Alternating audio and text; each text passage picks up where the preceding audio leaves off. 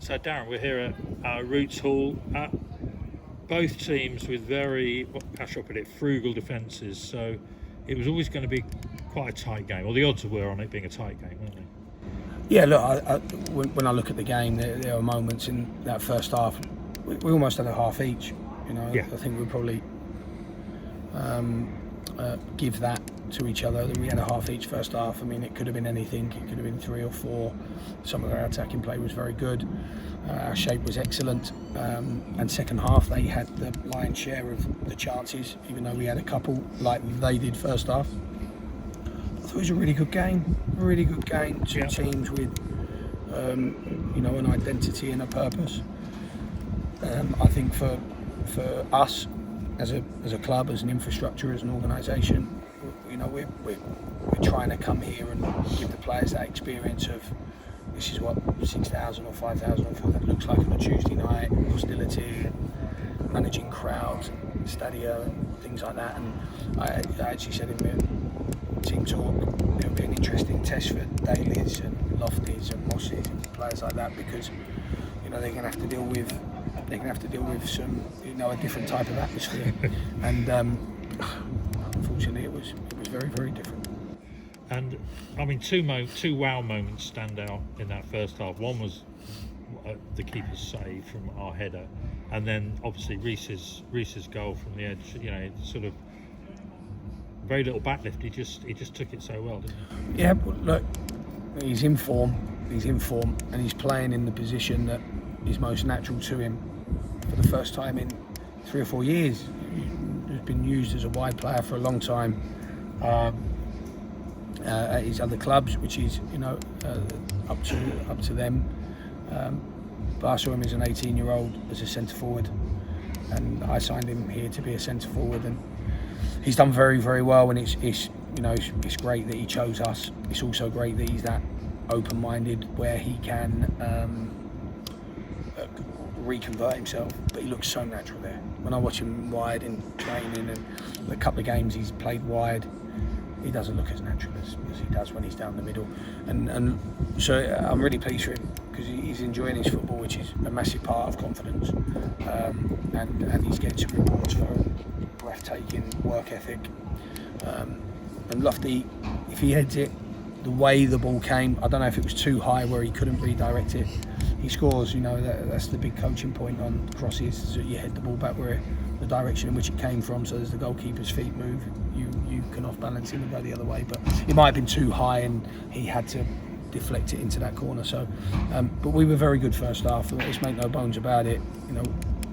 We as a team, and I'm trying to build this psychology with our group that we can do this. We can come to Southend and take the ball and have it. We haven't got to be Woking v Southend. In all due respect, we can be the bigger side. And I thought they were wonderful. And second half, the same defensively. And it is great to see the young players sort of grow into their careers, really, isn't it? To be really growing almost game by game. You're getting a bit romantic there. I am. They're starting out. Reece needed to press the reset button and go back to what he was. And like I said, we're glad he's with us.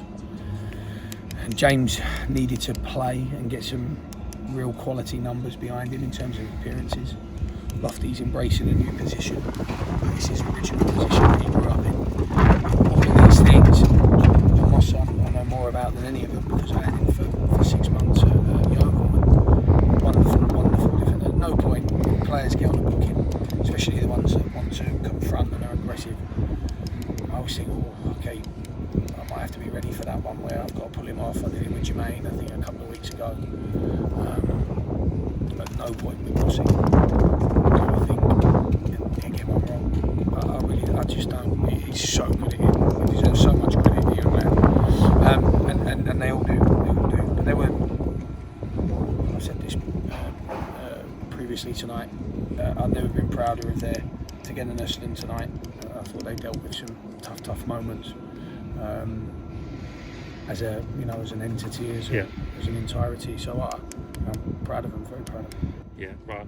I'll move away from the romance, and just in terms of you could sense that Southend were going to get a goal, and it came, and at that point, I think a lot of people in the crowd would think they're going to go on and win this. But we found something extra there. Didn't we? Well, again, they're learning. They are learning this kind of situation. This is the first time it's happened. And what we try to encourage them from the sideline is take the ball again. The only way to break the cycle of defending is to have the ball and not defend. So take the ball again. And even when we got it wrong a couple of times, I think Wilkinson got it deep off a goal kick from Ross, played a Moss, and he went back and he looked scruffy, and it ended up. It breaks the cycle of where the game was heading, and they'll get better at that. And I've been quite open with. I think offensively that will be the thing that takes the longest to develop. Real consistency with. But they took another big step tonight. The first half performance offensively was as good as I've seen us in all my games here, and I like that moment where, like you said, we was under pressure. And I did refer to him in the dressing room about previous seasons. I did, because I think the quality of the characters in there deserve to have praise where it's due. And I just thought you were brave as a lion. Anderson, Case took one deep off of Rossi as well. And we just started to break that cycle. So they'll get better at that, and eventually I won't have to scream and shout and tell them. They'll know, they'll recognise it, and it'll be, this is how we've got to play. And finally, got very intense right at the end. I mean, any comments on that? And how the boys handled that? Well, the boys were fantastic in their togetherness, as were the Southend boys in the first instance. They weren't part of the second, and that was just two teams of a unity and a spirit that were. But I witnessed for the first time in 20 years attempted assault on a player from a supporter. Then there was another one reported, that I didn't see personally, but has been witnessed. And then, as we go down the tunnel, we've witnessed racism of one of our players. And so, after the game, we've spent quite a long time dealing with the police, or speaking with the police. That sounds wrong. Speaking with the police and working out what the processes are now, because I'm certainly not backing away from it. What I saw is I was stunned. Stunned. So we will, as a club, we will do the right thing by our employees and our people, and we will wrap ourselves around those, because we're good people, and we will support any investigation that goes on, but we won't take a step back on this. We will stand strong, and we'll act with dignity, and we'll support the investigation, and hopefully the individuals that were involved in some sort of prosecution. Because we, as a culture, we all talk about standing up to it. Coming in. Yeah, we'll stand up to it. So, but the most important thing is, Kevin and his players were, were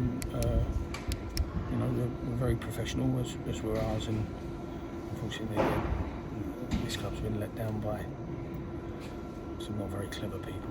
At all. Brilliant. Well, Darren, thanks for your time. Just a reminder, Saturday at the Lathwaite, hopefully a big crowd. Notts County will be buzzing. They'll bring a lot. We'll bring a lot. I'm looking for it to be a good occasion. Absolutely. Safe trip home. Thank you.